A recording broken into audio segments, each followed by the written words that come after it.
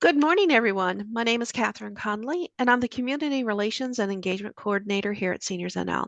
Welcome to Let's Talk About Protecting Yourself Online. I will introduce our guest speaker now in a couple of minutes. Sign language interpreting services for this session is provided by an inclusion grant from the Disability Policy Office, Department of Children, Seniors, and Social Development, whom we are very grateful. A few housekeeping tips. Please mute your mic to block out any outside noise. Click on the closed captioning button on the bottom of the screen. You can certainly place your questions and comments in the chat. We will be monitoring this throughout the call, and also there will be questions throughout the call to ask Kyle and at the end of the presentation. This session is being recorded. Everybody who has registered will receive the link on YouTube to access the recording afterwards. And if you have any presentation requests, please don't hesitate to reach out. Barb, can you go ahead and read our land acknowledgement? Good morning. We respectfully acknowledge the land on which we gather as the ancestral homelands of the Beothuk, whose culture has now been erased forever. We also acknowledge the island of Uttar as the unceded traditional territory of the Beothuk and the Mi'kmaq. And we acknowledge Labrador as the traditional and ancestral homelands of the Inuit Nitassinan, and the Inuit of Nutsiavut, and the Inuit of Nunatuavut. We recognize all First Peoples who were here before us, excuse me, those who live with us now, and the 7 generations to come. As First Peoples have done since time immemorial, we strive to be responsible stewards of the land and to respect the cultures, ceremonies, and traditions of all who call it home. As we open our hearts and minds to the past, we commit ourselves to working in a spirit of truth and reconciliation to make a better future for all. Thank you. You're welcome. Now I'm going to go ahead and introduce our guest speaker, Kyle. I'm going to stop sharing my screen, Kyle, and you can go ahead and start your slides if you don't mind, please. Kyle is the project assistant with techKNOWtutors, a free digital literacy program that aims to give others the tools to use technology in their daily lives. He holds a bachelor's degree in communication studies and English. Kyle loves working in a nonprofit community and loves teaching others through patience and empathy. In his spare time, you'll find him playing rock and metal songs on his guitar. And I can Thank see you for that introduction. Very welcome. And I can see your screen too. Excellent. So everyone can see my screen in full screen here now? Yes. Excellent.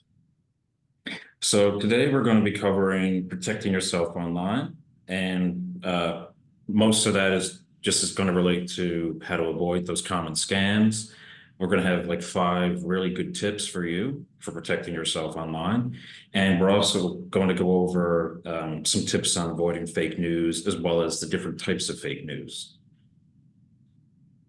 So just a little bit about the Community Sector Council itself for anyone who's new. Excuse me. So we're a nonprofit independent organization that focuses on collaboration. So often we're going to be working with other organizations to help their participants as well as their staff members. So, Seniors NL, for example. So we work to support the organizations as well as individuals, but sometimes we also develop our own programs that target individuals. And that's where techKNOWtutors comes in. So techKNOWtutors is this free digital literacy program, and it will be active for at least 1 more year. Funding pending. Hopefully we continue going into 2025 and 2026. But basically, we're just trying to help people use technology to improve their daily lives. As you can see, technology is quickly advancing every single year, and it's hard to keep up with those changes. So our program is sort of fundamental to making sure that no one gets left behind by this digital divide.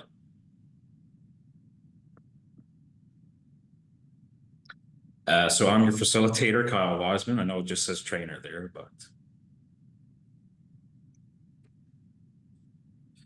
So Catherine actually sent out a one-time sign-up form that we have. So if you've already filled that out, or if you've done it for like as a previous techKNOWtutors participant, excellent. Otherwise, I'm just going to ask you to, like, as soon as you have the chance, maybe after this presentation, just take a look at that email and register with us, please. So today, we're going to go over the best ways to protect yourself and your information online. We're going to cover some of the most common scams across various platforms. We're going to learn how to recognize some red flags of scams, and we're going to be able to apply those to different examples. And we'll be finishing with how to identify different types of fake news. So let's start with some general practices for protecting yourself online. And that very first way is through 2FA, two-factor authentication. Has anyone heard of two-factor authentication before? Yes, I have. Yes.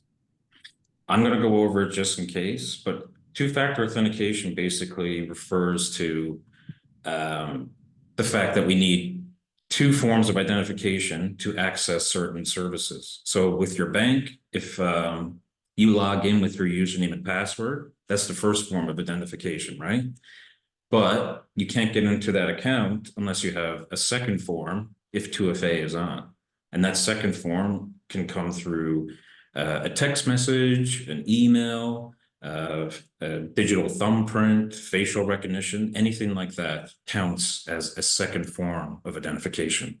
So even if someone has your password, they're not going to be able to access your account or your device without that second form of identification.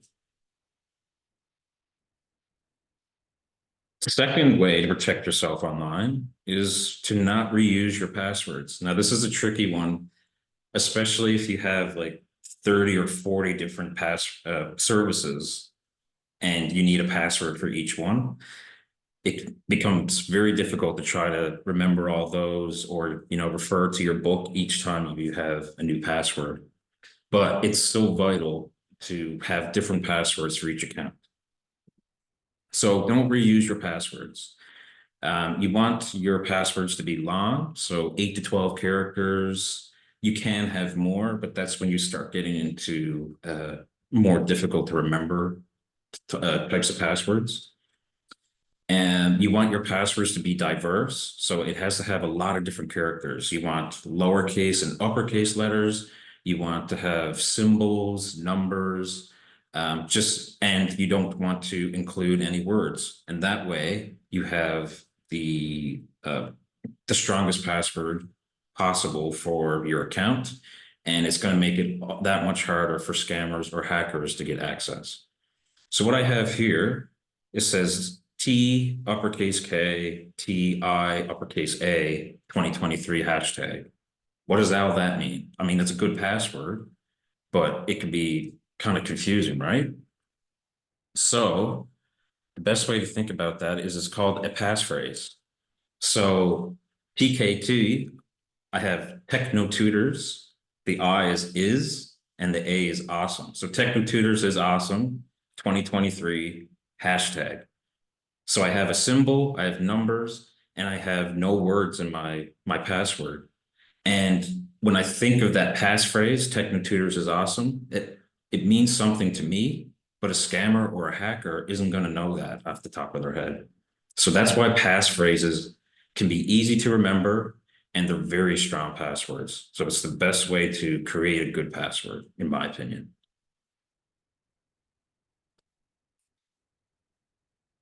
So multiple strong passwords, they can be hard to remember, but just remember that reusing a password is a bad idea.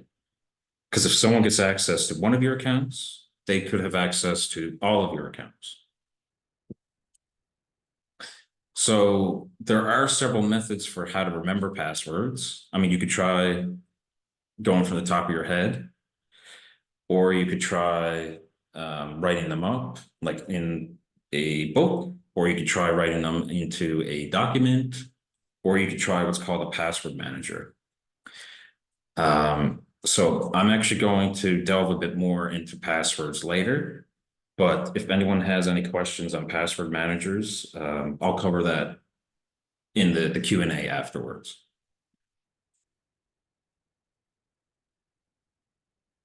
So here's an example of someone's Netflix account that was hacked. And this individual, that the hacker, watched all the episodes of this show called CoComelon, and they actually left a note for the person that they hacked. So you see under my list here, thanks for everything, you legend. And all three of these items were added to this person's Netflix list so that that message could be left. But it is kind of scary to say, if someone has access to your Netflix account, let's say you share it with a friend or a family member, and they share it with someone else without your knowledge. If someone has access to your Netflix account and you use the same password for other accounts, well, they could have access to your bank account, for example. So you're applying a huge amount of risk by reusing your passwords. Another way to protect yourself online is to keep your apps and software up to date. So sometimes you'll get like a little message on your screen that says you need your device can be upgraded or updated, or maybe an app or a program says it needs to be updated. That may seem like it could be a scam of some sort, but actually what's going on is likely the developer is telling you that you need to perform a software update in order to protect yourself better. Because software updates actually fix vulnerabilities that are discovered in that software. So you can think of a hacker finding a way, sort of like they find this window where they're able to slide it up and get into your account or get into your device in some way. So what the software developers are doing are they're trying to fix those vulnerabilities. So as someone is trying to slide that window up, the software developers are trying to keep it down and lock it. So they eliminate the access points and prevent those hackers from getting in. So this is why it's very important to continue updating your software. Fourth way to protect yourself online is to not overshare on social media. So I've seen this many times before, especially with younger crowds. But if you're sharing every detail of your life or a lot of details, there could be some consequences that you didn't intend. So do you know who can view your social media profile? This is access, the priority number one, making sure that your privacy settings are very strong. Like, let's say in my Facebook account, if I go into my privacy settings, I want to make sure that maybe the public doesn't have access to my profile. Only friends or friends of friends will have access to my profile. Another thing that we see often is people that share too much personal info online. And so let's say you're doing like a little survey. You think it's just like a Facebook quiz. I remember those were really popular several years ago. And it could be like, which Harry Potter character are you, for example? And they'll ask you all these different questions, like the name of your dog and things like that. But what these scammers are doing is they're probing you for information for your security questions, basically. So avoid giving information like that in these quizzes or sweepstakes sort of things. And also avoid sharing too much personal info. So if in your bio on Facebook, for example, You can have like your address, your hometown, your birthday, and your like education. So there's a lot of information you can share. But if you have that out to the public, then you're potentially giving scammers info to either copy your identity or use security questions that can get access to your password or create potential passwords. And the third thing with not oversharing on social media is you do not want to announce plans to leave the country. If you wanted to post pictures of your trip to Costa Rica, you might want to do so after you get back, because when you announce your plans to leave the country, you're basically saying, hey, I'm going to be missing for a week. My house is wide open if you want to rob my stuff.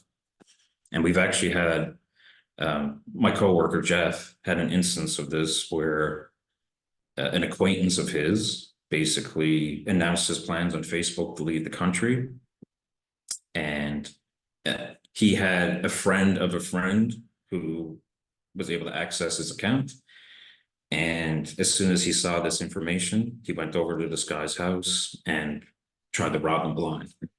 So although he was caught, it's very risky when you announce plans to leave the country or you share this amount of personal information online. The last way to protect yourself online is to be suspicious of requests for your information. So if someone is asking for your social security number or your address, even your date of birth, you need to be suspicious of it. Trust your gut in those types of situations. Because typically banks and other companies aren't going to ask you to confirm your personal data. And if they do, they're definitely not going to do it over email or through a text message. So let's say you get a phone call and it sounds a bit suspicious. What you can do, like from your bank, what you can do is hang up, look at the back of your bank card, and call that number there. So rather than actually calling the individual back, that same number that they reached you at, you're calling the official number of your bank to make sure, hey, like, is there something wrong with my account? And then you can rest easy knowing that you're actually speaking with the right person.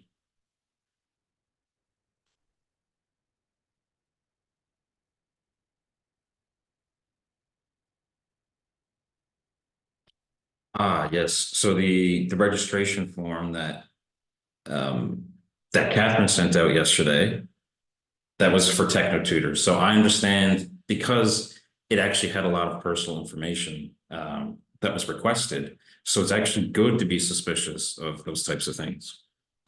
The reason that we request that type of information is for our funders. So like your name, your email, and your phone number, that's all cut out. We just want the demographic information per se. So we have your name on record to make sure like you've already filled out the form, but the only things that we submit are the demographic information, like whether you're male or female, what region of Newfoundland you live in, things like that. But I'm glad that you were suspicious of it. It is a very smart idea to be suspicious. Like you got to trust your gut in those situations. So let's go over some common scams. Actually, does anyone have any questions first before we continue? You actually answered the only question that we had in the chat, but before you go on, this is a great opportunity if anybody has a specific question for Kyle to take yourselves off mute or place your question in the chat.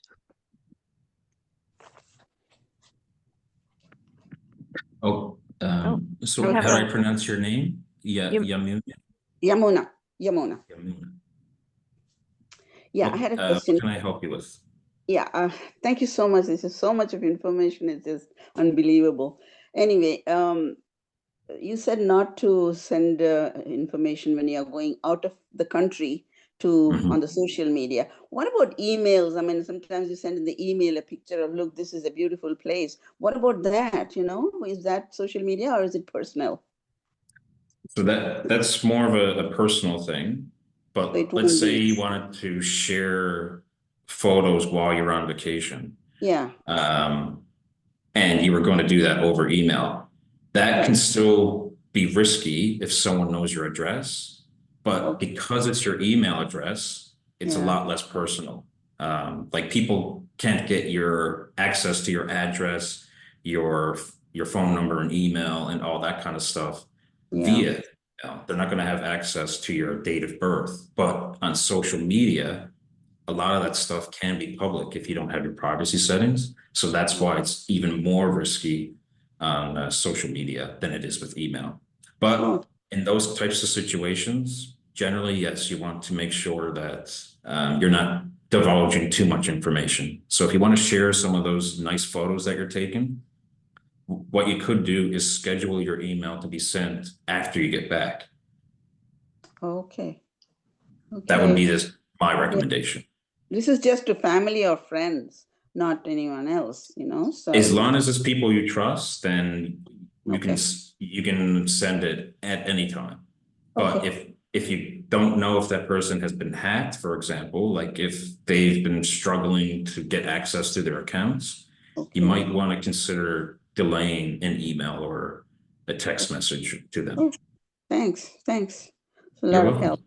Thank you. Yes, we're going to be going over scams and some different ways to avoid those types of scams. And email scams are, I think, the first one coming up with the phishing emails. Any other questions before we continue? Will your PowerPoint actually or your presentation cover anything with regards to scams coming in through your phone and text message? Yeah, there's actually a couple of examples, and a lot of them can be applied to email or text. But if something isn't covered that you've experienced or someone you know has experienced, then just bring it up and I'll see what I can do to help you. Okay, thank you. Welcome. So let's go over some common scam trends. The best thing to do with anything that could be a potential scam is to ask yourself some questions. So you want to know who initiated the communication. If it's the other person rather than yourself, it's more likely to be a scam. Now, that's not to say that someone just emailing you for the first time is a scammer, but it is a common sign. Like you are not going to be the first person to engage with a scammer. They are going to be the first person to engage with you. Almost, I'd say 99% of the time. What personal information was requested and why? So if someone's looking for your banking information and your social insurance number, you might want to consider asking yourself why they want that information and do they need it in the first place?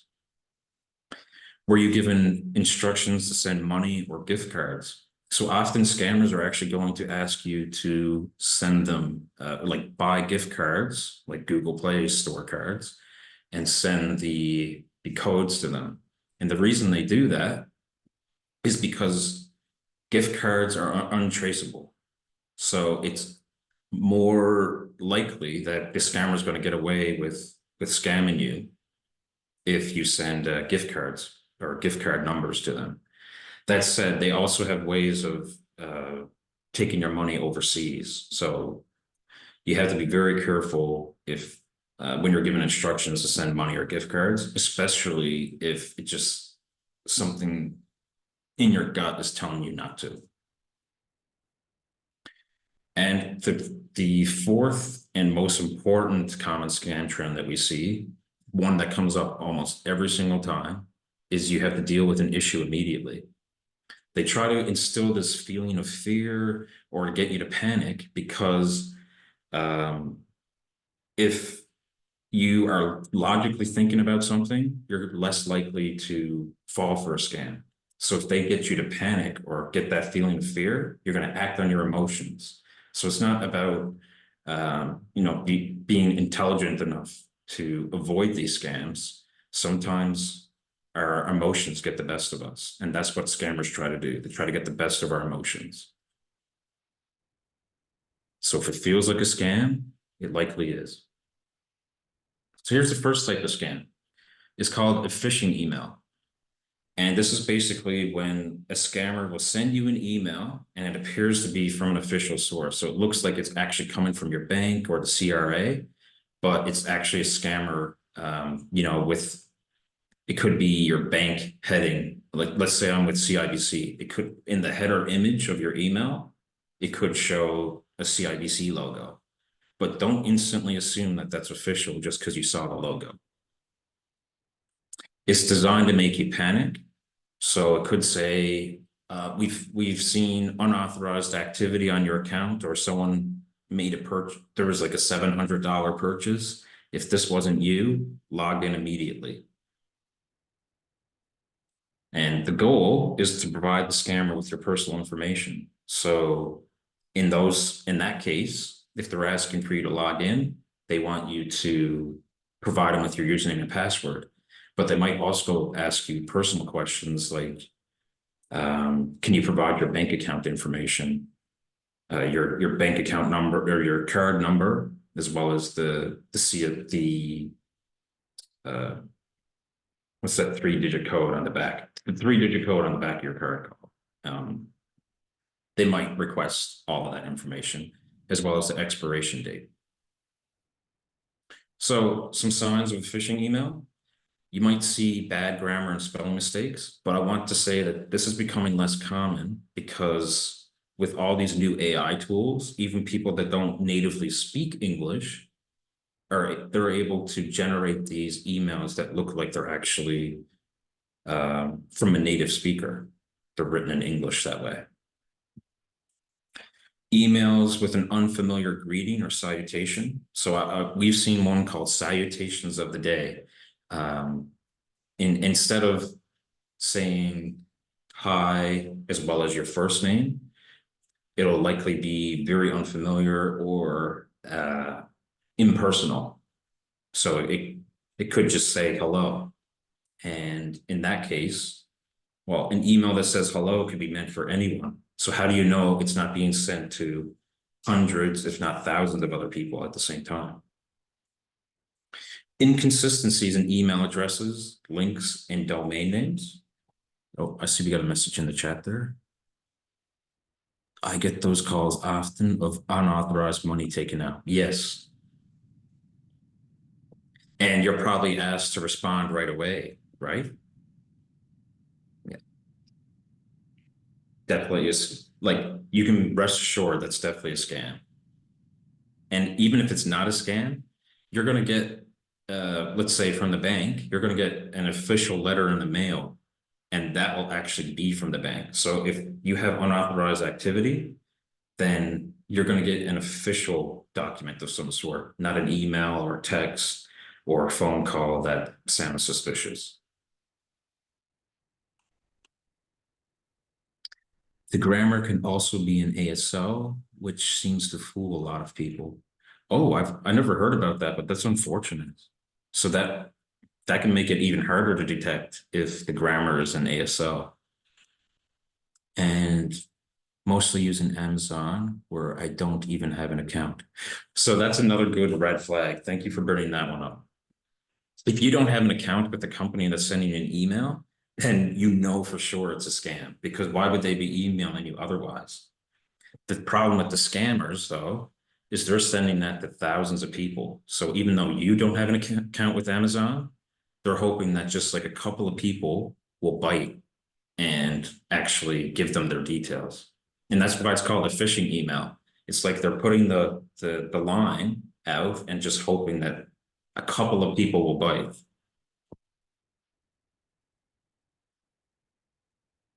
Another sign of a phishing email is suspicious attachments. So if you're asked to download documents and it's from someone you don't know or from an organization you don't know, I would be wary of that.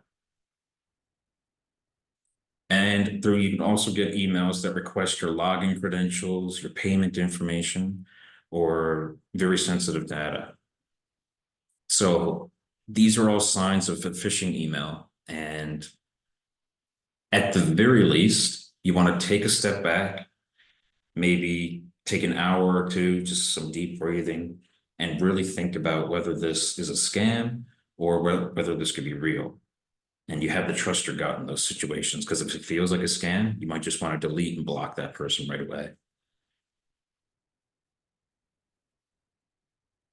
Okay, just going to see in the chat there.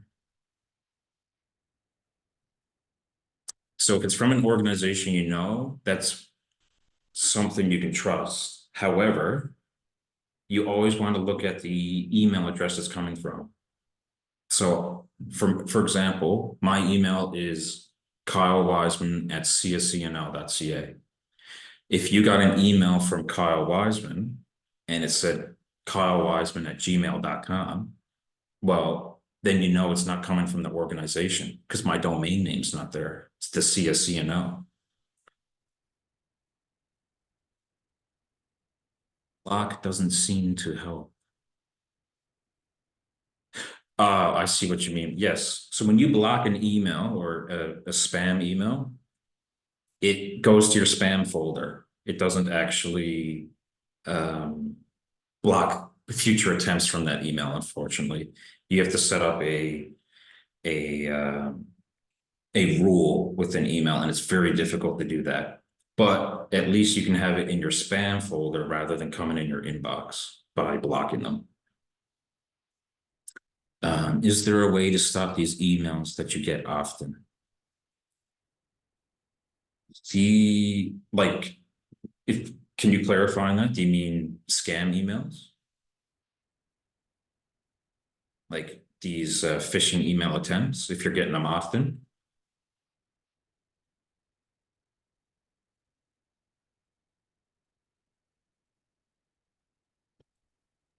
I'm not sure if the person just asked that question would like to take themselves off mute to just explain your question a little bit more in detail. The question is there a way to stop these emails that you get often? You can actually report it, and you can block them in your Yes. email, right? So each email program, our application will allow you to block certain senders. And they'll also allow you to report it as a phishing scam of some sort. Yeah. So You what I can recommend. also, oh, sorry. I was going to say for the person that asked that question, if you'd like to have direct help in learning that email program, Oh, I would actually request you to reach out to techKNOWtutors, because they can actually help you with this individually and work with you one-on-one.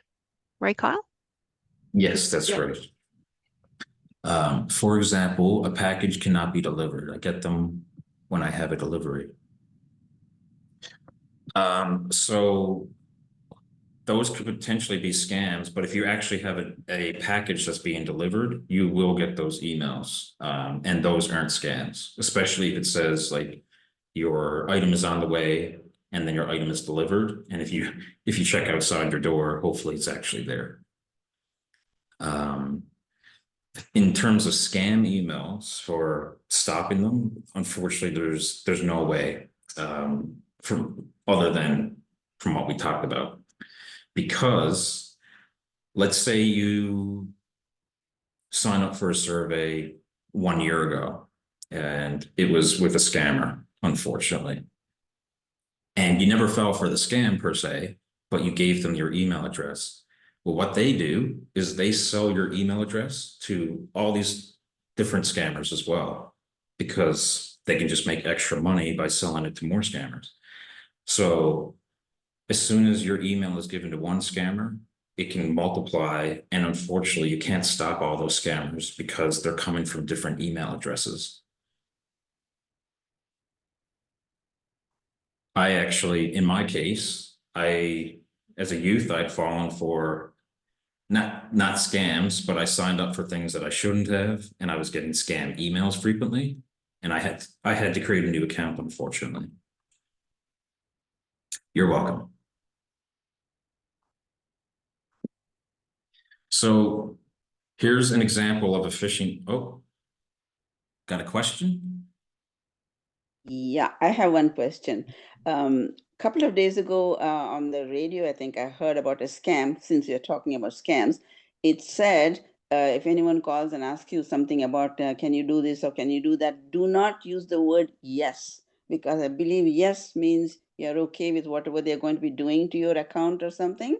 So it's better to say, I usually, when somebody calls, is this Mrs. Khati or Yamuna or whatever, I'll say, who's calling? I never said yes.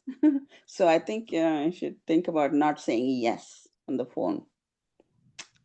That's a good tip. It doesn't necessarily only apply to scans, but Yeah, I know. when you say yes to a business, Yeah. essentially you're allowing them to, for example, get access to recording that session and using your personal data. So, for example, when you sign up for Google, you're giving them access to your search history.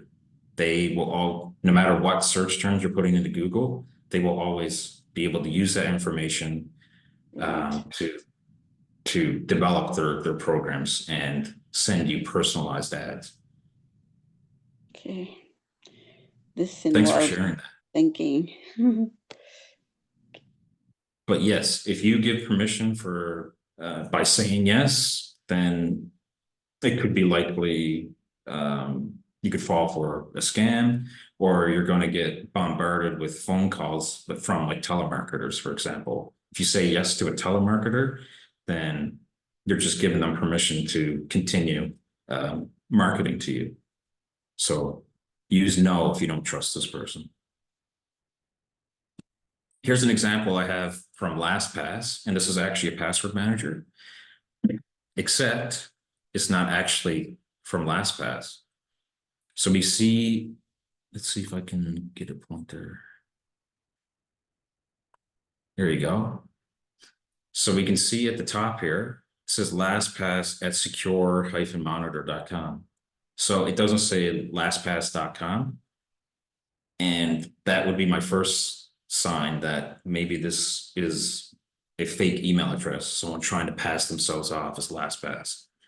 But you take a look at the rest of the email, and it seems pretty legit, except it says Dear LastPass user. So it's not personalized. My name's not here.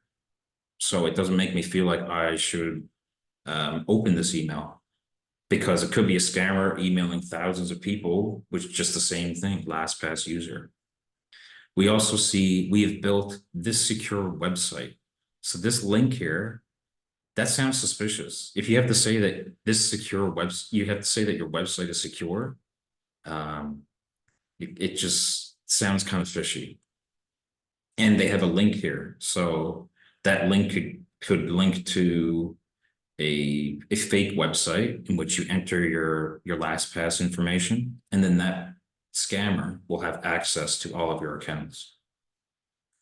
And then you see regards the LastPass team rather than a sign off from an individual. And there's even a link at the bottom. So a couple of suspicious things in this email, but notice how the grammar is perfect. So it's not always that easy to detect.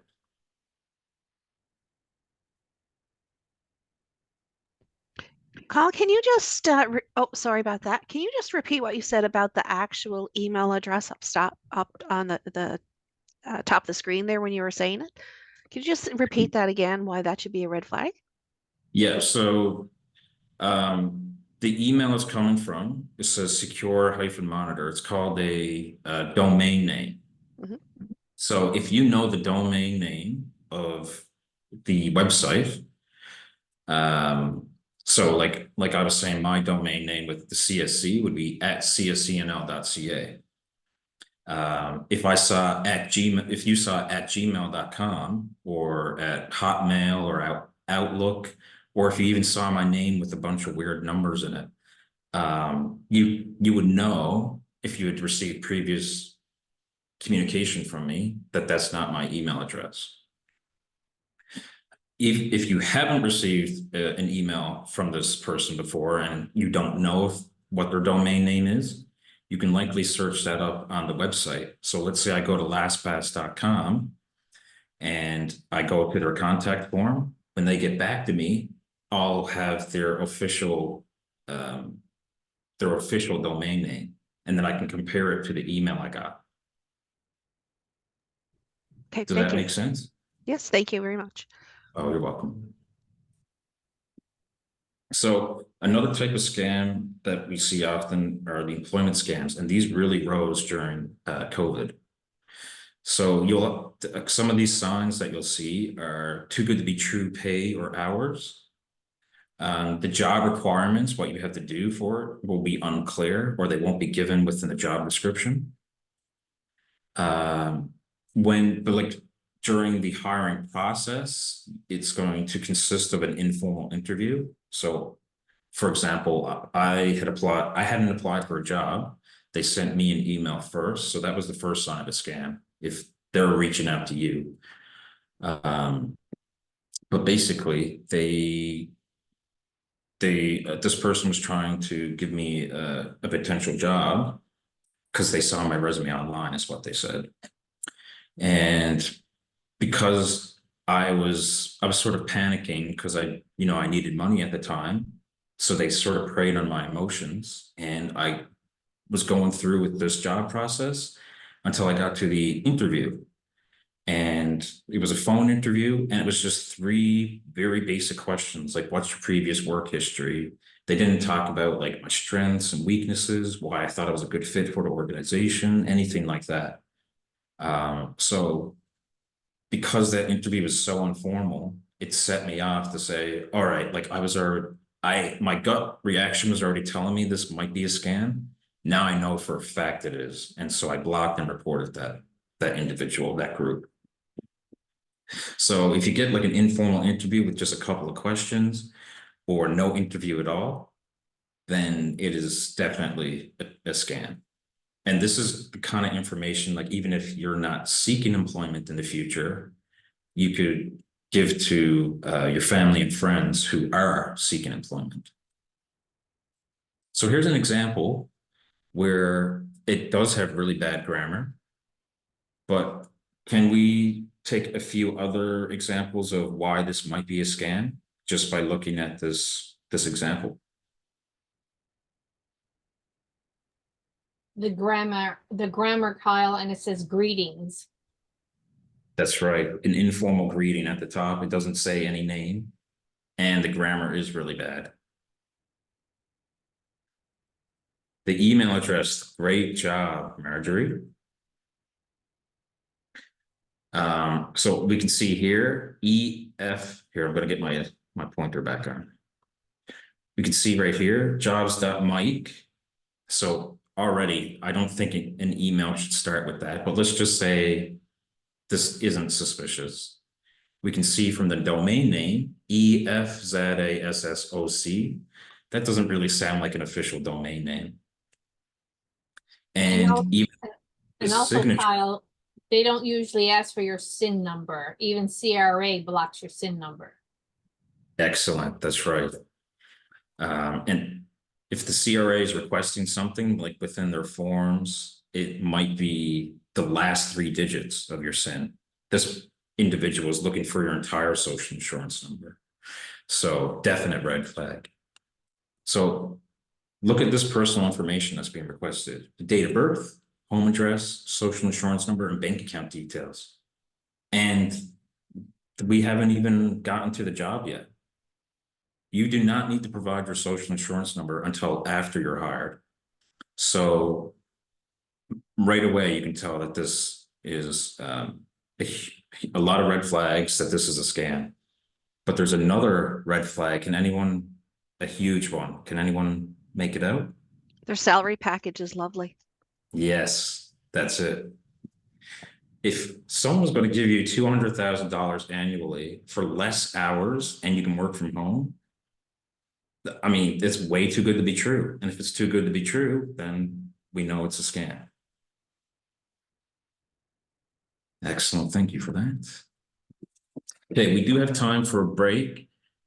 Kyle, I do have one question. Some people are saying that through your email, you get some emails saying from the government websites, I guess, through domains like this job is offered, this job is offered, click on this, click on this. Are all those legit?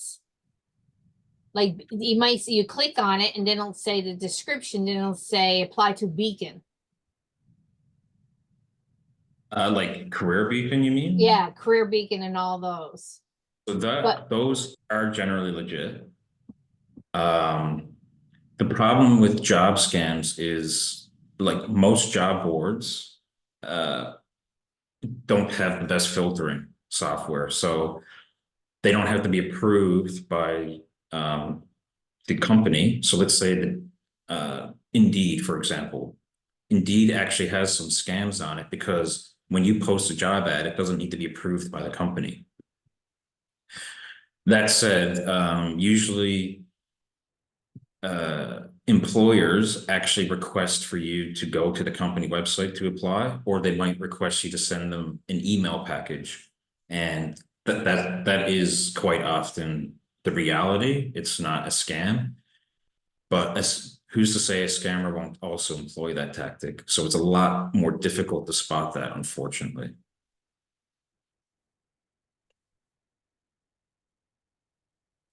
Okay, how about we take a 10-minute break and come back for 10:28? Okay. Sherry, is that okay? We're going to leave the recording going. Yes. Okay, we will take a very short break if that's okay. If we could just do maybe a couple of minutes, 5 minutes maybe. Is that okay? Okay, 5 minutes would actually be better for me if we can do 10:23, 10:24. Yep, that'd be perfect. Thank you. Okay, Catherine, excellent. Catherine, Yes. I can pause the recording, and when Kyle comes back on, I'll unpause it. Perfect. Thank you very much. You're welcome.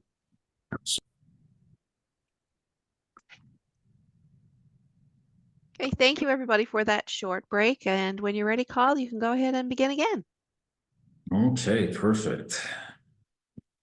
Hope everyone got like a good stretch, some water, a glass of tea, and You're too funny. so I'd like to pose this question for anyone who's willing to share their story, as I had almost been scammed. I'd almost fallen victim to an employment scam. So like I was saying, there's no shame in almost becoming a falling victim to a scam, or if you actually have fallen victim to a scam, because they're preying on those emotions. So would anyone like to offer like a little story, or whether they've been a victim of a scam, whether they know someone who has been? Well, I can share my story. Luckily, as you said, you follow what your gut says to you. So years ago, I actually during COVID signed up, finally signed up for Amazon, and not being new to it about ordering things.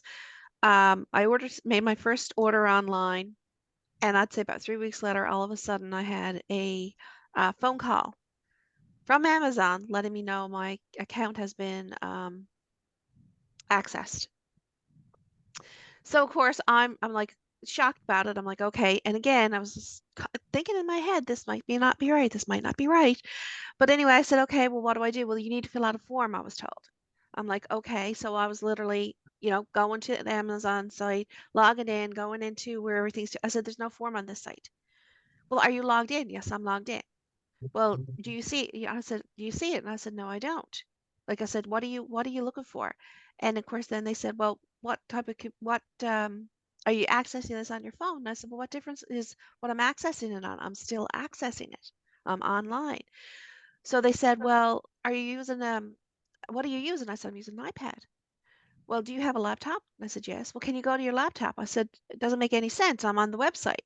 So we kind of battled back and forth. I logged into my laptop and I went back in, logged into it. And I said, I'm still on the screen from my laptop. There's no form link here. I don't know what you're talking about. And they said, okay, what we want you to do is type this into your browser. And I said, for what? Well, I want to gain access to your computer. And I said, okay, there it is. So all of a sudden, but it got to me with my uncertainty because it was so new to me to actually do this. Yes. Right. And that's how it caught me off guard. Thanks for sharing that. So that's one of the challenges, and one of the common tactics that scammers will use. They want you to use a laptop or desktop computer because they'll be able to gain remote access to it.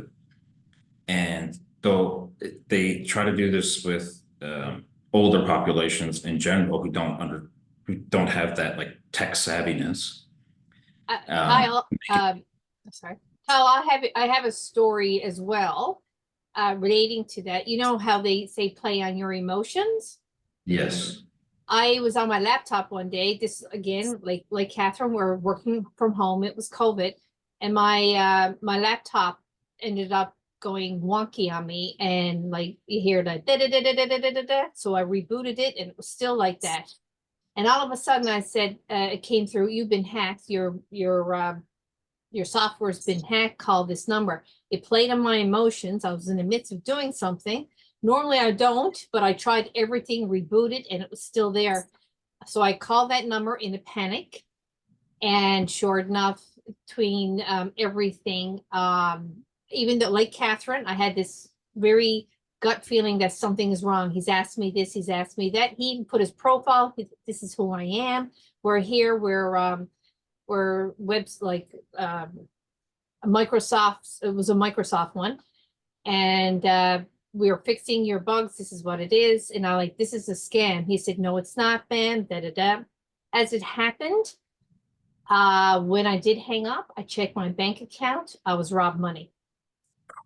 And through a Microsoft scam. And I did contact my bank and they did an investigation. And anyway, I was reimbursed it due to that, but apparently I wasn't the first one to fall victim to it. Wow. I'm sorry to hear that. That was years ago, and well, during the COVID time, but it was a Microsoft scam, and it looked so legit, and he took control of my whole computer. And that's the thing with scammers. They want remote access to your computer because it makes it easier for them to guide you through the process of falling for their scam, essentially. And they do, you're correct when they say they play on your fears. They do, they play on your emotion, because I was in the midst of doing something. Everything went wonky, I rebooted and it was still there. And I couldn't use my computer at all. So I said, okay, there's something wrong. And then it said, you've been, someone's trying to intrude in your computer, please call this number. And that's what I did, and that's what happened. And apparently they were the scammers. So that particular type of scam actually sounds like it included a virus of a sort, which is called ransomware. And what they do is they sort of hold your files hostage until You call.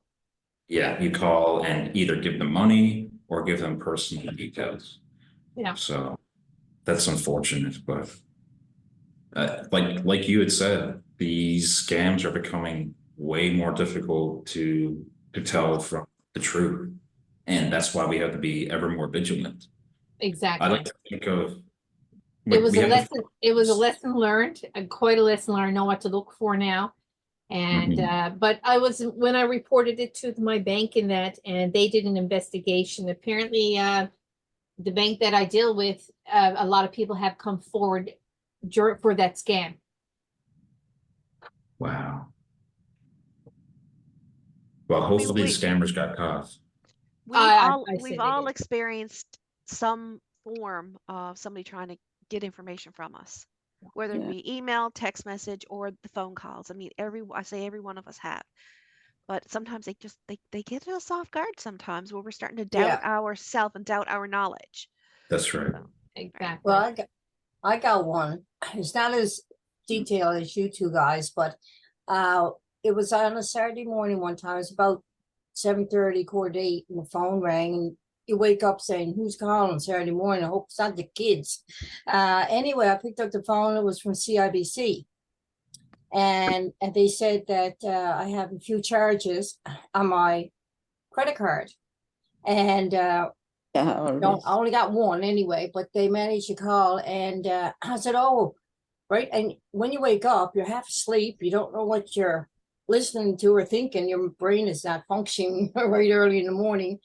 And they told me I had an $800 blah, blah, blah, and $400 one. I said, oh, on my card, right? And I guess, like you said, they play on your emotions. So I said, oh my God, I'm gonna check my computer now. No, you can't do that, just in case that there's another charge going on. In the meantime, my husband was saying, that's a scam, Barb, right? I said, okay, well, I'll tell you what, you give me your phone number and I'll call you back. So they gave me a phone number, right? And anyway, I hung up and I phoned it back. Sure enough, it was CIBC.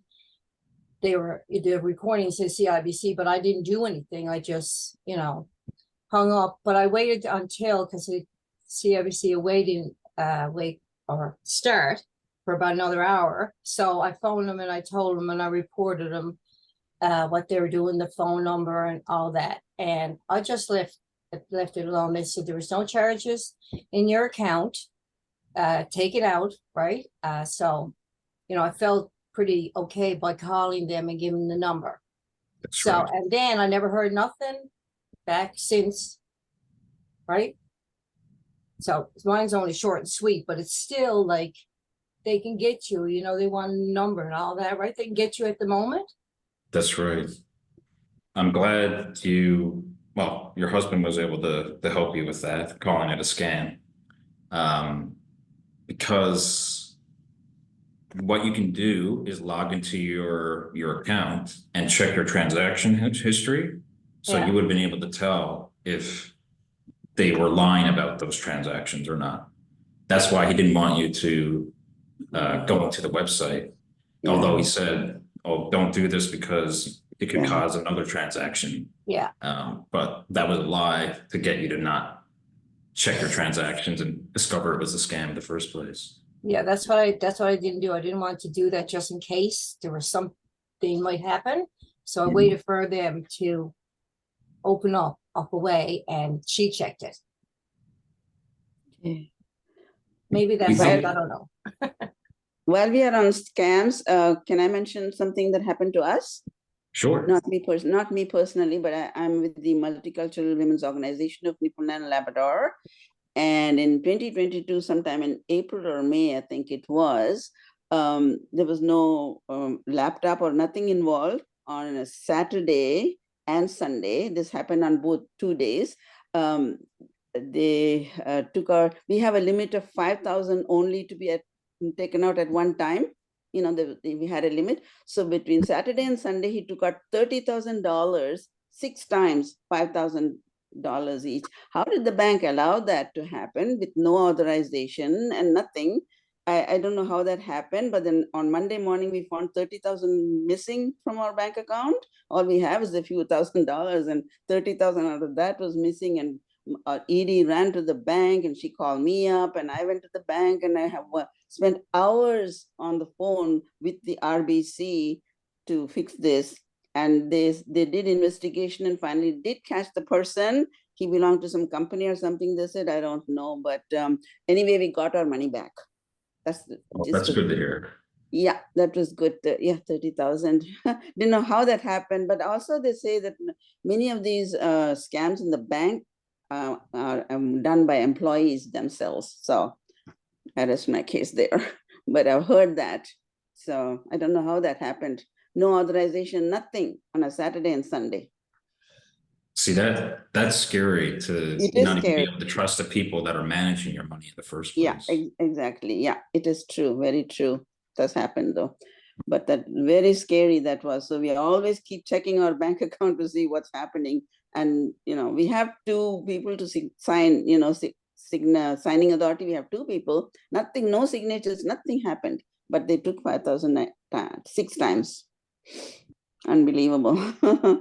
Such a scary thing to happen. Anyway, thank you so much though. I'm still engrossed in the scamming bit. Oh, you're welcome. I'm glad you're enjoying. Yeah. Oh yeah. Another scam I'm going to say about on Monday on my phone, this came up on my phone. There was the Premier's picture and Peter Cowan's picture, and they had big things saying that Fury and the Premier said this was okay, and Peter Cowan was interviewing him, and this was about Bitcoins. You invest $335 and balloons in no time at all, and they had so many reviews to say that they tried it and she got this much money, that man got this much money. So I quickly deleted it. To me, it sounded just unbelievable. Bitcoin. The Bitcoin king is enjoying himself somewhere in the Barbados or something. But here, I don't know how they got the Premier's picture and Peter Cowan with this information. I don't know if anyone else saw that on their phones. And they said CBC is quickly going to remove it from there. it was not there again. So I don't know if anyone else saw that. It was on, I think, on Monday. So another thing that we see is these scams connect, like scammers and hackers are able to hack into official websites, and like sometimes your personal data is stolen in the process, or they'll put like a web page there that makes it look like it's from the actual bank or the CRA, for example, except it's launching you to a new website where you got to enter your personal info. So it's very dangerous. The world, but I don't want people to get the wrong perception. Like, the reason that I'm here is not to tell you to don't use technology. It's to use technology responsibly, because there's so many different services out there. We have to know exactly what we're doing when we're online in order to stay safe and to continue digital living, if you will. Another type of loan or scam is the advanced loan scam. So this is where they'll offer to provide a loan regardless of your credit score. And there will be vague or unclear terms for how you're going to receive the money, as well as how you're going to pay it back. They may request you pay an upfront fee, and it can come from text messages, phone calls, or social media links. So here's a text message example. Congrats, you're approved for a loan up to $5 grand. Get money in your account in just 30 minutes. No docs required. No documents required. Who's going to give you $5,000 on a loan with documents that you don't have to sign and within 30 minutes? Besides the federal government with like the CERB payments, I haven't heard of anything like that. So that's an instant red flag. And it says, thanks in regards, Loans Canada. They're definitely not going to send that via text. You would get an official letter of some sort. So we can instantly feel safe knowing that this is a scam. This one is my least favorite of the scams because it's the one that takes the most time, where you have to invest a lot of time, and it really preys on your emotions the most. So this is when, if you've ever used like an online dating site, or if you know someone who has, so you meet someone digitally, and they'll typically live in the same city or province that you are, but they're going to be away for work for some reason. And they're going to try to build this online relationship for months or even years with you.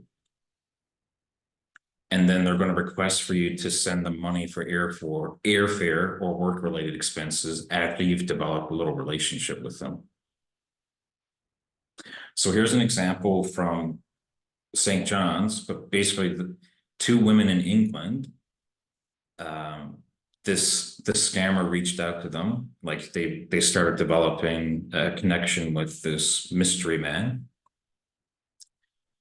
And unfortunately, this man said, hey, I'm currently working on the St. John's parking garage. So I'm unable to meet you in person, but I can't wait to. And he developed this relationship with these two women for at least several months. And you can see in each of these pictures that he's got each of their pictures. It looks like he has each of their pictures on the desk, right? But those are Photoshop. So he sent these two women these photos to make it seem like I have you on my desk. I can't wait to come back to England and meet you. Now, if you know anything about Newfoundland, you can see like these palm trees in the background. We definitely don't have anything like that. But these women might not have known that. And for what we know, this man is not the actual scammer because he was never caught. He just used this random photo that he found online, and he photoshopped the women into each frame. One of the women managed to catch on to the scam, but the other one sent her life savings over time of $80,000. There is a question in the chat, but I'll read that out after you finish talking about the romance scams. What about, no, that's fine. What about letters saying you can increase your credit line? So that's related to the advanced loan scam, is it, Leslie?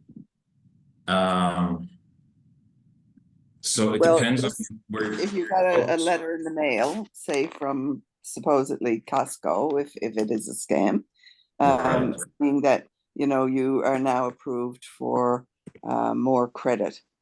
How would you find out if that's actual or whatever? Like if you have a credit line now of 5,000 and they want you to increase it to 10,000, say. Right. I would I actually check with the company itself. Sorry, Catherine?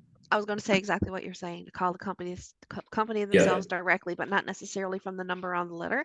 Use the number that you're familiar with, that you know that's accurate number. exactly. Don't use the number that they have on the letter because that could be from a scam. Even if it's not, it's better safe than sorry. You want to look it up on their official website or on their app. Thank you. You're welcome. Some signs of a romance scam. They prefer to chat away from the dating websites. So let's say you're on plentyoffish.com messaging back and forth.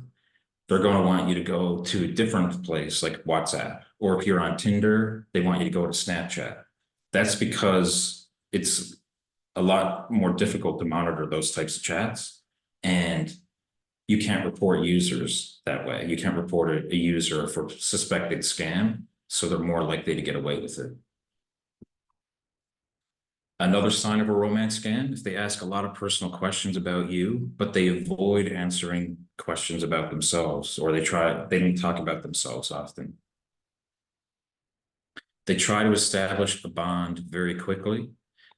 And sometimes it's too quickly. Like within the first message, they may call you sweetie, and that's an instant red flag because you haven't actually developed that rapport yet. If they ask for financial help, it's a definite red flag. But one thing I've noticed is sometimes these scammers will actually request you to send them $50, let's say, like something really small, and they'll actually pay you back for that to develop that trust. So when they ask for $1,000, you're going, well, they did pay me back the $50. I can trust them, even if your gut is telling you not to. They want to kind of reach over that and get you to act on your desire to help them. And they never appear on camera, and you never meet them in person. So if they're not willing to appear on camera, I would just instantly block that person.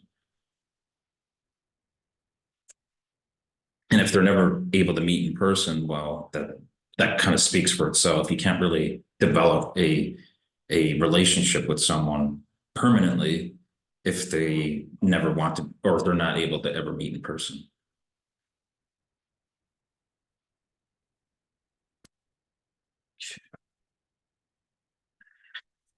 Now we have the online marketplace scam. So let's say you're using Facebook Marketplace or Kijiji or NL Classifieds. So this is when a scammer is selling something online. They're going to request a down payment to hold the item for you. But once you send that down payment, you never hear from them again. And this is actually a local example of a woman who moved to St. John's based on the promise that she was going to be the tenant for this apartment. So she sent $1,500, which was the rent as well as the damage deposit.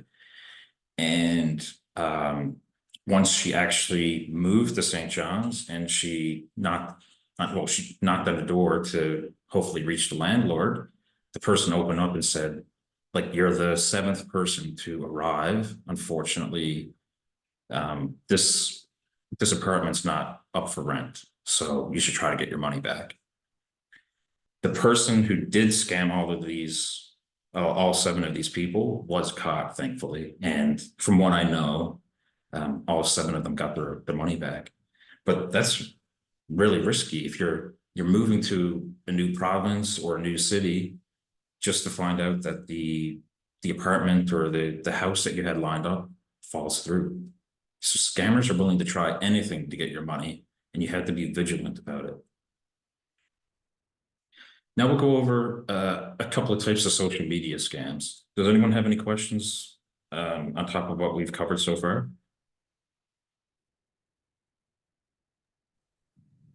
I just want to say that the practice I do is that if I don't recognize the cell phone number, I don't pick up the phone. And that's what I do. And it's the same with the email. If I don't recognize the email from someone that I know or whatever, it's deleted or blocked right away. That's a good practice. And one thing I find, like if someone really needs to reach you and you haven't, like you don't know the number, they'll likely leave a message for you that you can call them back later. So it probably is a good practice to not pick up, and hopefully that person will leave a message for you, figure out what their intentions are, and then you can choose whether you want to call them back and whether you think it's a scam or not.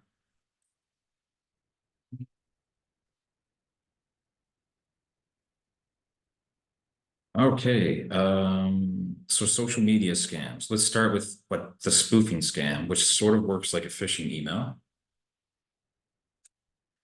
Basically, you receive, oh, I see something in the chat there. Most of my friends have unknown numbers. So yeah, it can be an issue if you avoid all phone calls from unknown numbers, but hopefully they'll be able to leave you a message of some sort or text message, something along the lines to tell you like, this is who I am, and then you can reach out later. But I wouldn't want anyone to be out of their comfort zone in terms of answering phone calls or emails. If you feel safe, or if you don't feel safe, just avoid the call, avoid the email. So with the social media spoofing scam, like I said, it's like the phishing one, in which you're going to receive a message from someone you appear to know and trust. So let's say I'm on Facebook, and it seems like my mom is sending me a message, but the account is fake, but it seems like it's actually coming from her account. Well, how do I know that? There's a couple of methods. We'll go over that in a moment, but basically they might send you a message that says something along the lines of, I'm on vacation, I got arrested, send some bail money, I'm stuck in the hospital, I can't afford the bill, send money. The key here is they're requesting money, and that you should, even if it's someone you think you know over social media, you want to be very careful with. So how does it work exactly? Well, the scammer is stealing the identity of the social media user. It doesn't necessarily mean that they've hacked the person's account. The reason it's called a spoofing scam is because they take these public profiles where everyone has their photos public and their information public. They'll take those profile pictures and they'll create an identical copy of that account to make it seem like it's the same person.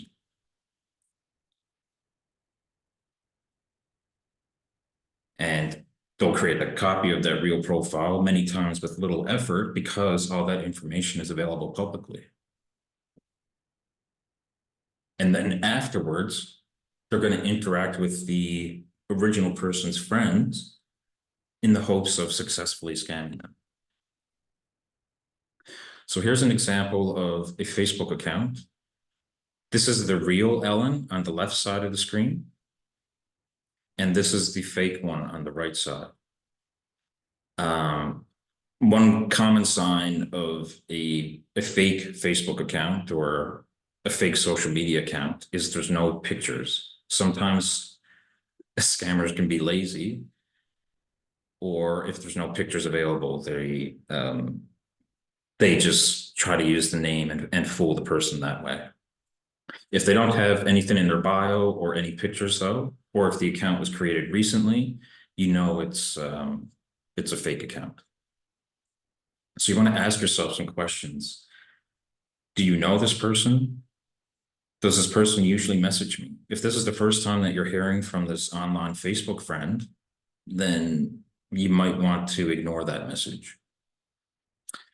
Is our conversation history there? So let's say I was messaging my mom on Facebook or, one of my friends. I would have a conversation history since the beginning of Facebook's time, like as soon as I created my account.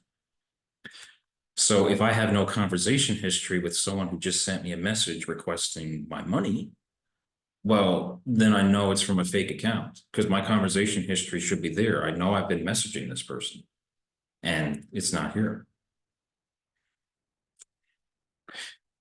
Other question you should ask is whether they have a profile picture. So like I said, there's no profile picture here.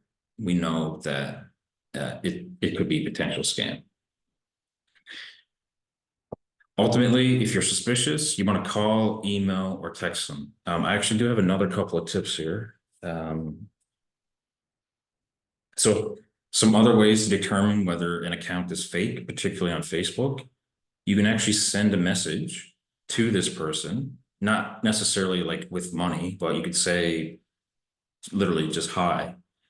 And if the person doesn't reply, it's a bot. And that means it's because bots can't reply to Facebook messages, and then it's a scam.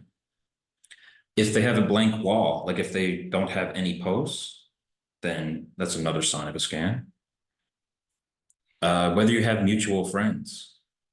So you'll notice, like on Facebook, for example, they'll show you you have 7 friends in common with this person.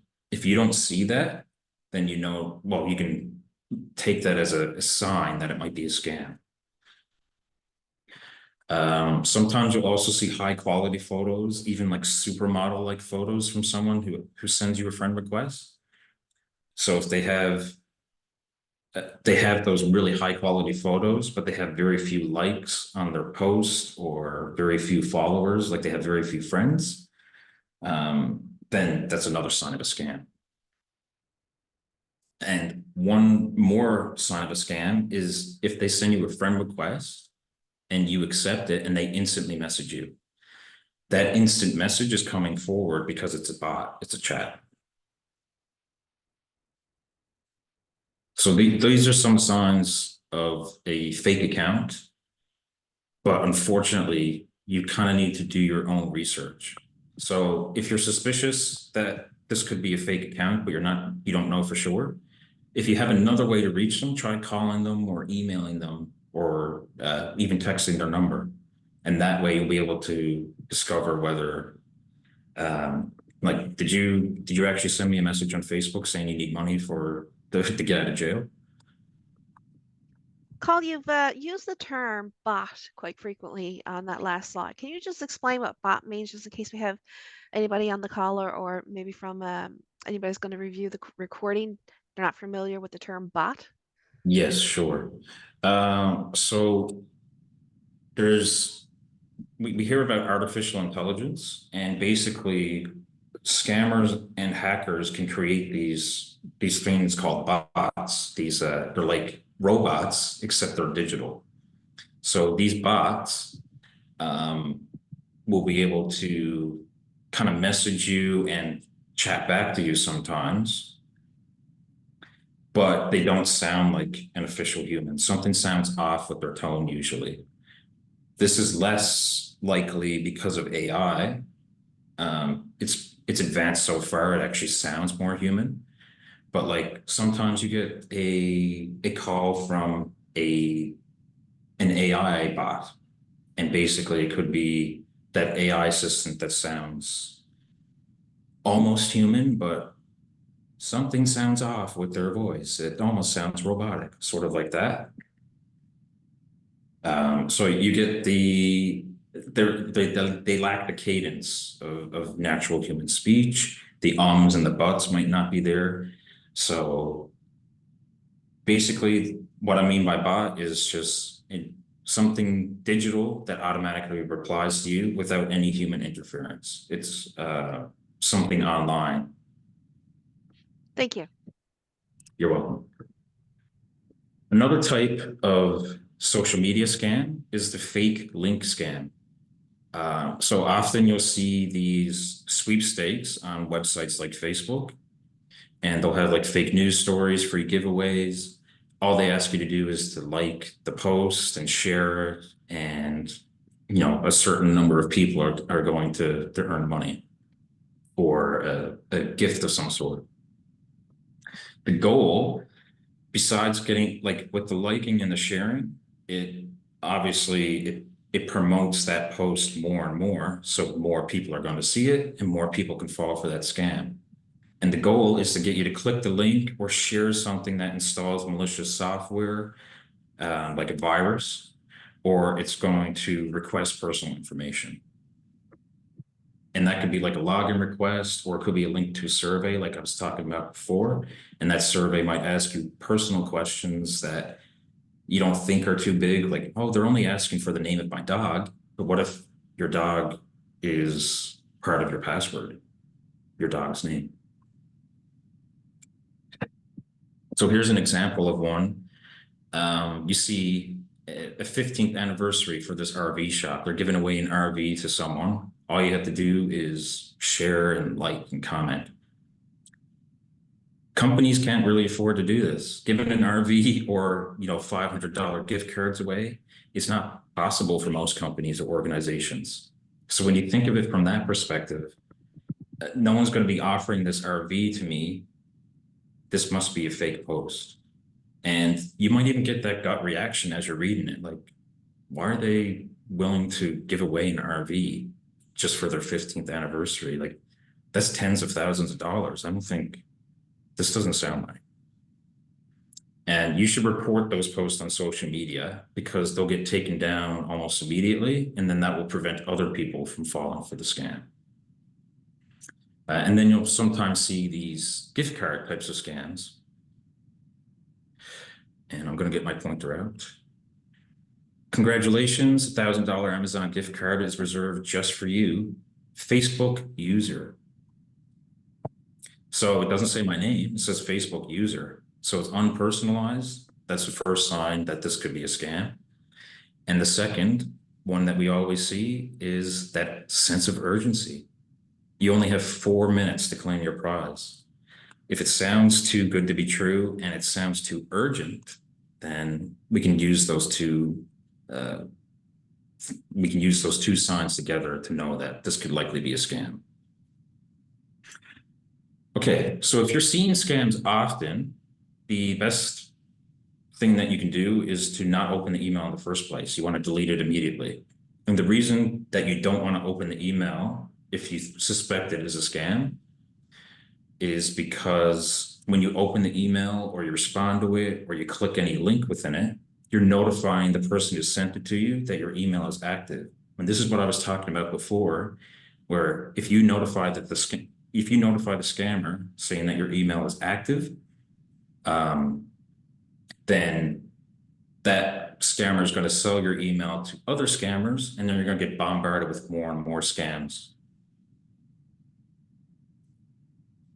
What about local, like, for example, restaurants offering contests, free meals?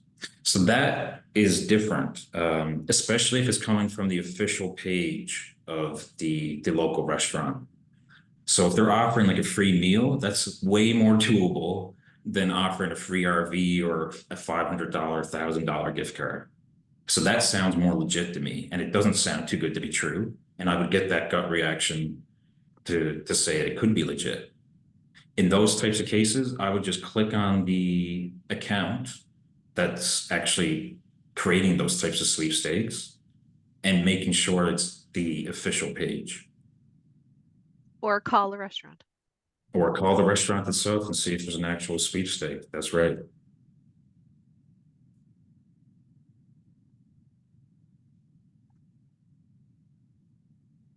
So some further tips to avoid scams. Never provide your personal info online. If I had one slide that you wanted to take away today, it would be this one. So get your cameras out, take your pictures, or come back to this recording. It will be recorded. Yeah. Just never provide your personal info online. Second tip, online marketplaces. Make sure you're paying with cash in hand. If someone's requesting you to send them money, there's a good chance that you might not see that money, or you might not see the item that they're sending. So if you can, try to get that item and give money in person, and make sure if you're like meeting someone at night that it's in a well-lit spot where you don't have to worry about being mugged. Another tip here, banks and any type of government, they're not going to send you emails to collect money or personal info. Like I said, they're going to be sending an official letter, or they'll be calling you to let you know, but they're not going to request that information. And like we say with our gut reaction, if it seems too good to be true, it probably is. There's a reason that saying exists. So ultimately, don't click the link, don't open the attachment, and don't go to the website.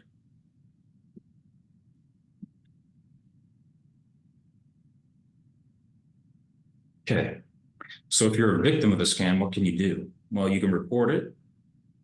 You got to gather all that information about the scam, the conversation history, the transaction information.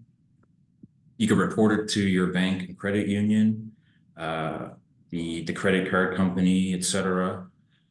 And there's actually a website where you can report scams called the Anti-Fraud Center with Canada. So if you go to their website, you'll be able to report the scam and hopefully prevent other people from falling for it.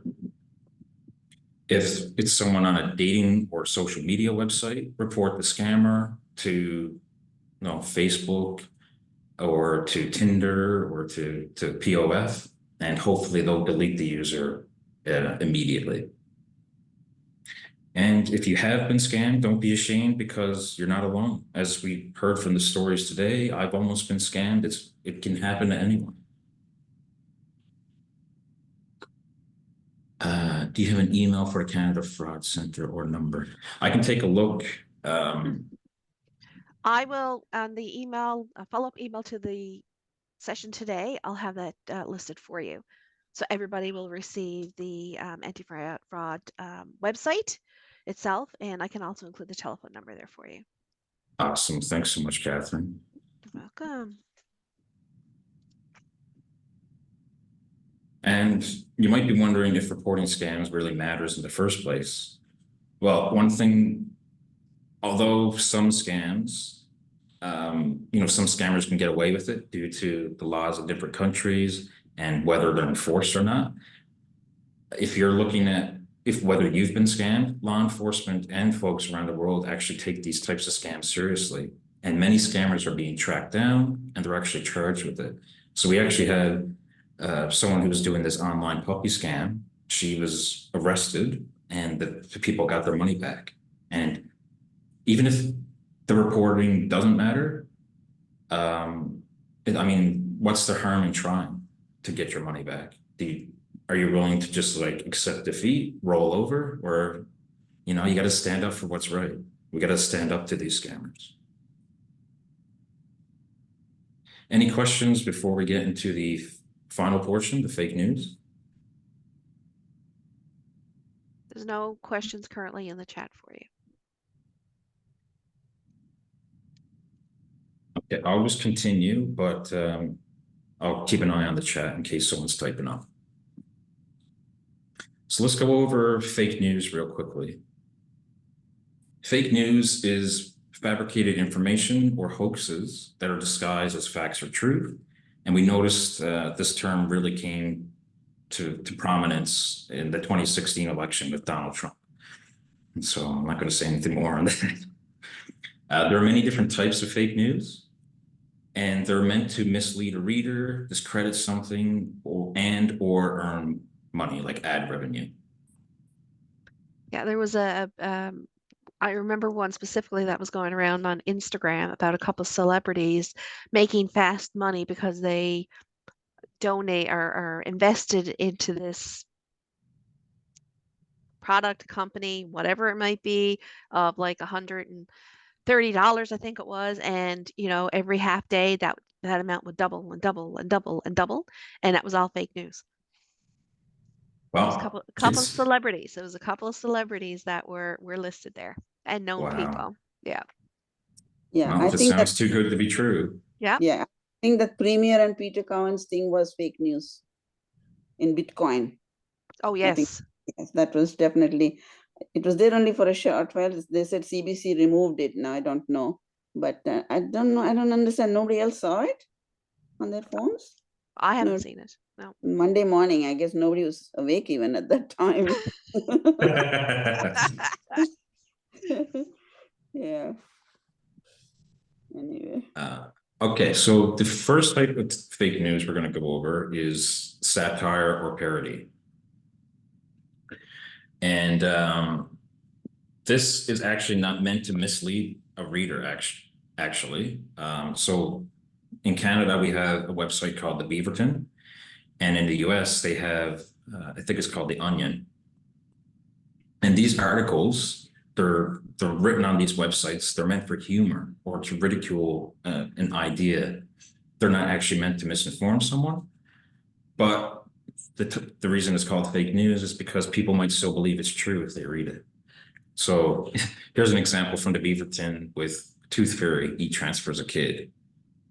Now, this is an extreme example, so you probably wouldn't be likely to believe this one, but some articles can actually seem a bit more realistic. We have to remember where this type of news is coming from in the first place before we try to share it with our friends and family. See message in the chat. Yeah. Looking forward to your insights regarding password managers. Excellent. Yes, we're going to get to that shortly, right after this. And Catherine, instead of doing the evaluation online, I was wondering if I could send you the link to it and you can include it with your follow-up email. Absolutely, yes. Awesome. Thanks a lot. The second type of fake news is called false connection. So this is when you have a headline, a picture, or description that doesn't match the rest of the content. So even though the article's contents may be true, the picture that's linked to the article has nothing to do with it. So we see, shocking, tragic, 17 celebs that died far too young. The article itself was true in this case. It's actually 17 celebrities that died at a young age. But notice how we have Mel Gibson as the picture, even though we know Mel Gibson is still alive. So there's that false connection of fake news there. Another type, and this is one of the most common, it's called clickbait. And this is web content with the purpose of attracting attention or encouraging visitors to click on a link to a particular web page. So that the link is there to bait the person into clicking on it by being misleading or outrageous. And generally, it's the reason that the person is trying to bait you to click on the link in the first place is to earn them money. So you have to click through like 20 different slides of, a sentence each. And that person is earning 20 clicks worth of ad revenue. So here's an example. It says, man tries to hug a wall line. You won't believe what happens next. So just reading that, you'd probably think, oh my God, this random guy's trying to hug a line. What's going to happen? But what's actually the truth behind this story is this guy's a zookeeper. And he grew up with this lion, I think it was for 20 years or so. So he developed a strong relationship with it. It's not just a random guy trying to hug a lion, but that's what the article's clickbait title makes you want to believe. And here's another example. The outrageous truth about green gummy bears that will destroy your world. I mean, it's a headline that's over the top. We can hear it in the wording itself. And I had to go through with this one for the example. And I found out that the green gummy bears made by Haribo they're not like apple or pear flavored, they're strawberry. That didn't really destroy my world, but so like even though there's a bit of truth in the article, it's the title makes it clickbait. Another type of fake news is called manipulated content. And this is where you have genuine information, images, or videos that are intentionally manipulated. So I like to think of it this way. If you think about your favorite movies, particularly like the more realistic ones, What if he didn't know that it was meant to be fake entertainment? So I have a picture of Inception here where you have a dream within a dream within a dream. Very cool concept.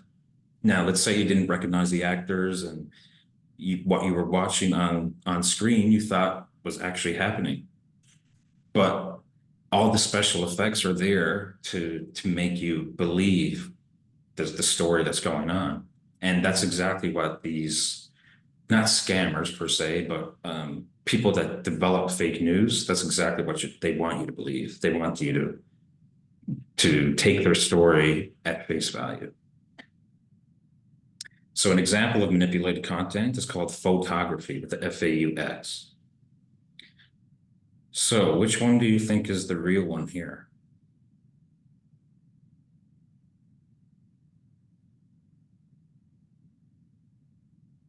The second one. That's right. So this is actually an example of a digital artist. He created a photo to show his work of a storm over Paris. So he took this original image and then he added this digital storm over Paris. However, when he shared it, someone took it, wrote up an article saying, oh my God, there's a storm coming over Paris. Like, you have to watch out if you're in that area. And it took off like wildfire. People started sharing it, believing that there was an actual storm over Paris. The fifth type of fake news we have here is called fake content. And this is content that's 100% fake. So the headline, the picture that's included, and even the information within the article, they're all designed to deceive, defame, or do harm. None of it is real. And you'll see this with those celebrity death hoaxes a lot.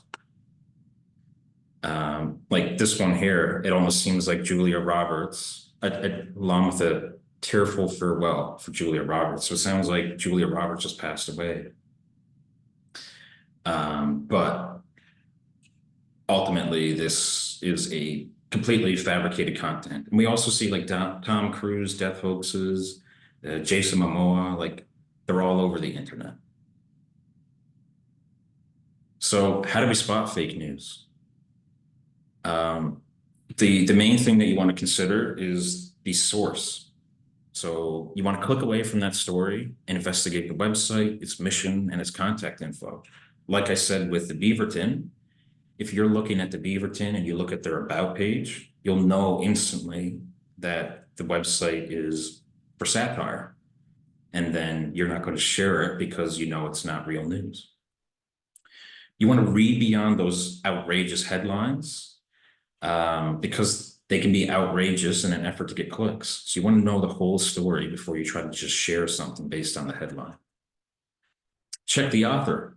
Do a quick search on the author. Are they credible? Are they real?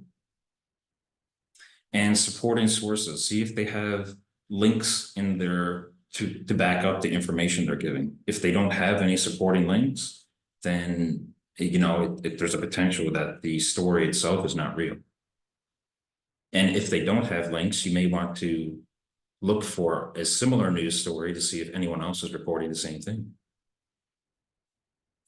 Check the date. Reposting old news stories doesn't mean they're actually relevant to current events. Sometimes these are events that did happen many years ago. People are just sharing it to make it seem like it's happening now. Is it a joke? So this goes on to the whole satire thing. Research the site and author just to be sure. You want to check your own biases too, because we're more likely to believe things that we agree with. So if you're reading a political article and you believe, you believe it because you're left-leaning and it's a left-leaning article, for example, that could actually affect your judgment. So you want to get both sides of the story. And then if worst comes to worst, there are experts out there like asking a librarian, consulting a fact-checking site, or coming to techKNOWtutors. I see 2 unchecked. We got 15. Okay. How much virus protection is necessary for personal use PC? All right, Scott, I'm going to come back to that question right after.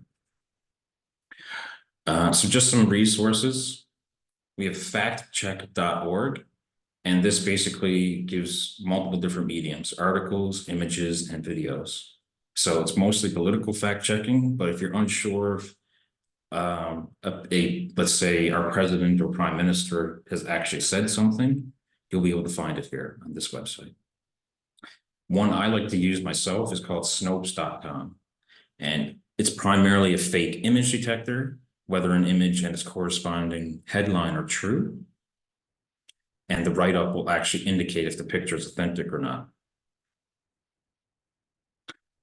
So I have a couple of, we'll call this a little quiz, if you will.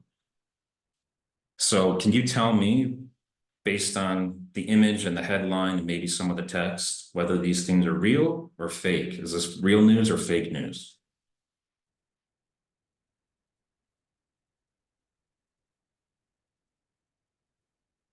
I got myself on mute. Need to take myself off. It's Looks- from The Onion, and you mentioned that website earlier. Yeah. That's Yeah. right.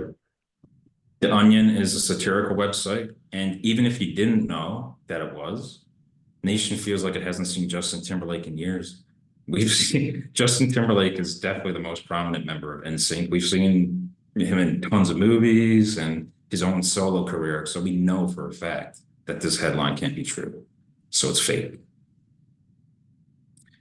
What about this one? So apparently this poor dog was badly burned and disfigured trying to save his family from a house fire. So if you like it, 1 prayer, 1 share equals 10 prayers. Is this real or fake? It's fake. That's right. This is actually like a piece of ham that they just put over the dog's face. All fires cause blood red sky in California. Is this real or fake?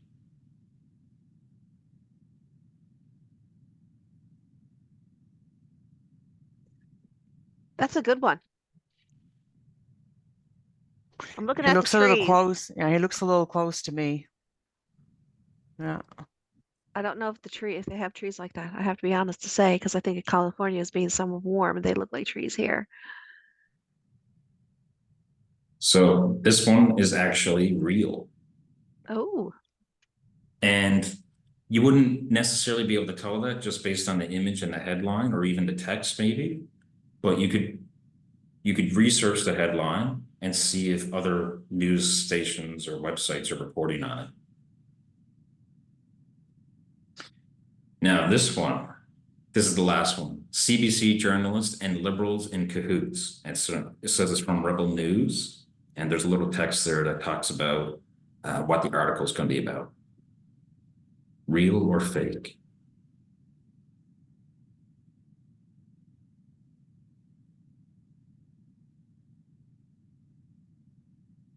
fake. Looks fake to me. Rebel News? Yeah.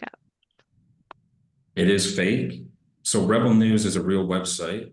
But they don't provide news. They provide social commentary, and it's right-leaning social commentary rather than right-leaning news that they're covering.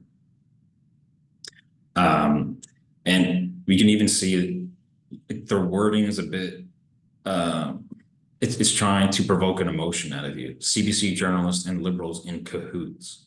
And if we actually figure out what the article is about, it's just saying that a CBC journalist has grabbed the role of chief of staff within the Liberal Party. So, I mean, this headline is exaggerating quite a lot when it comes down to it. All right, let's go over your questions to finish the session now. Let's get the one there in the chat about the Oh, sorry. password managers. Okay, so with password managers, I do like password managers myself, but they are very challenging to use. They're challenging to set up, but they're easy to use once you get going into the once you have all your passwords logged into them, then you only need to remember a single password. Yeah, I should probably go over what a password manager is. So if you have a password manager like LastPass or OnePass, basically you write all of your passwords into this website or an app. So all of your usernames and passwords for each website will go in there. And instead of trying to remember them all, the website LastPass or OnePass is going to do that for you. You just have what's called a master password, and then that will access all of those websites. So when you're trying to log into a website, you provide just your master password each time, and then the password manager will log you into each website. So it is convenient in that sense once you have it set up, but it's a nuisance to set up in the first place. And the other thing is, if you ever lose that master password, you lose access to every single account you have. So there is a high amount of risk if you ever lose your master password. My recommendation personally is to just type them up into like a Microsoft Word document or so, or something along those lines, or Notepad, or within like the Notes app on your phone. And what you can do then is take that document and upload it to your cloud account. So if you have Google Drive or OneDrive or iCloud, you can upload that document to the cloud. And say if your computer is destroyed in a fire and you lose access to all your passwords, well, at least you have them backed up in the cloud. I believe there was another question on. There is in the chat itself. We had a couple of questions during registration, but in the chat is how much virus protection is necessary for personal use PC, and would you buy a basic package, say from Norton, where they always like you to do purchase add-ons? Right. So Norton's actually an excellent product. I will give them that. But all of these antivirus software solutions, instead of being able to buy a program that works for several years, they're all going subscription based, sort of like Netflix, in which you have to pay every single month to use it. And that can get very expensive over time. So if you can manage the funds to afford Norton, I totally recommend it. You don't need to purchase any of the additional services with Norton. Just the basic package would be good. That said, there is a free antivirus solution that you don't need to pay or subscribe to each month. You just need to register with your email address. And it's called Bitdefender. I'll send you an email, Catherine, with the evaluation and a Bitdefender link as well. Okay. And actually, that's the one that I use. You use Bitdefender? Yes, I do. Excellent. Yeah, so Bitdefender free is fantastic because unlike other free antivirus software, it doesn't invade your privacy. So it's not looking at the items on your computer and sort of like sending back personal data or like your search history as you're on Google. It doesn't copy any of that. So with Bitdefender, as well as a paid antivirus solution like Norton, you can rest easy knowing that what you do on the internet is for your eyes alone. Perfect. There's no other questions in the chat, but I did send you a couple of questions during registration. Do you happen to have those there in front of you? Yes, I saw. Now, I just want to also add, if we're unable to get to any of the questions that were asked during registration, the answers to those questions will be sent in the follow-up email, okay? Just in the case of, like I said, some time here now. We still got, okay, we're on a couple more minutes, all right. So I got one on good affordable smartphones. So I'm going to actually send Catherine the list that I sent last time of 3 smartphones that I recommend if you're trying to buy a new one that's sort of affordable. But 3 brands I recommend are OnePlus, Samsung, and iPhone, except with iPhone, you're going with the SE model because the iPhone SE is their budget iPhone for under $500, and you get like access to an excellent phone with excellent security. In terms of what mobile carrier you should go with, the couple that I go with Virgin Mobile myself. They're not bad. They they are pretty affordable. Like my phone bill is under 45 tax in a month, Mhm. and I get 2 gigs of data, which is good enough for me because I use it. I use Wi-Fi whenever I can. So Virgin's pretty good. Kudo, I've also heard many great things about. So Kudo's probably one of the best carriers you can go with here in the province. But I don't have any personal experience with them, so take that with a grain of salt. TELUS, I'm not sure about, unfortunately. I haven't heard anything. And Bell are also good, but they have very challenging customer support. And in terms of with Rogers, if you sign up with Rogers, I've heard nothing but horror stories. So for their cell service, so I wouldn't. I personally wouldn't recommend Rogers. Kyle, going back to your phone provider, Kudu is good. I have Kudu and I find them really good. Yeah, excellent. I have Virgin. Yeah, see, Virgin and Kudo, I've heard great things about. Virgin, I haven't had any issues with them so far myself. So Now, for everybody on the call, though, what I did was researched all of the companies that Kyle just reached out to, and obviously went with the one that offered the best deal. Right? oh, So that's what I did. So at that time, they were offering a really good family plan, including new phones. So just saying, sometimes these deals have the new phone already included. You can get the phone for free. that's right. Yeah. So you might want to go, that route. Just know that each company, especially the bigger companies like Bell and Rogers, they're not going to provide that same level of customer interaction and support that you might need that Virgin and Kudo would. Yeah.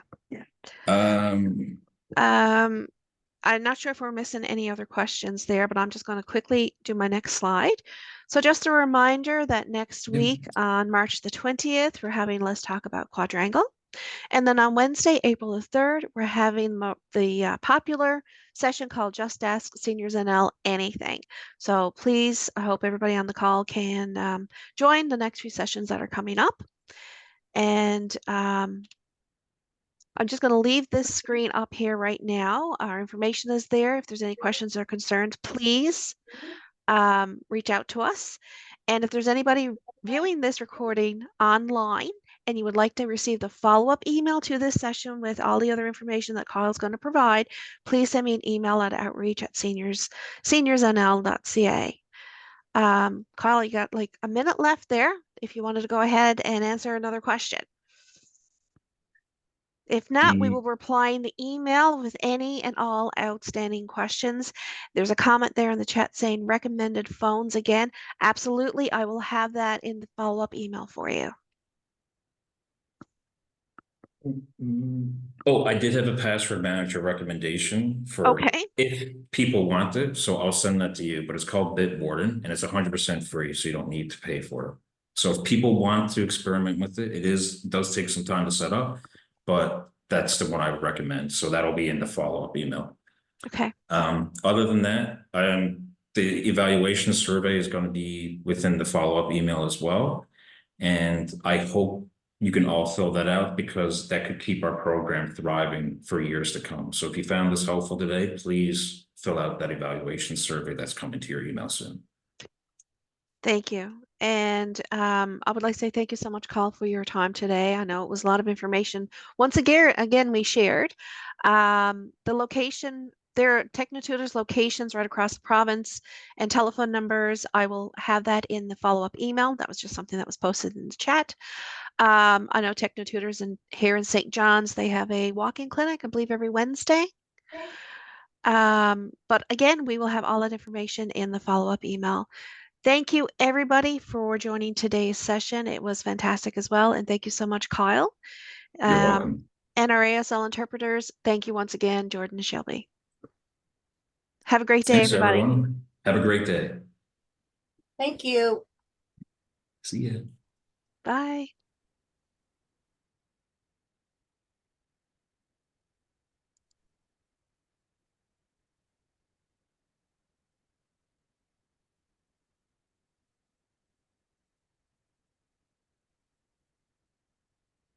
Is the recording stopped?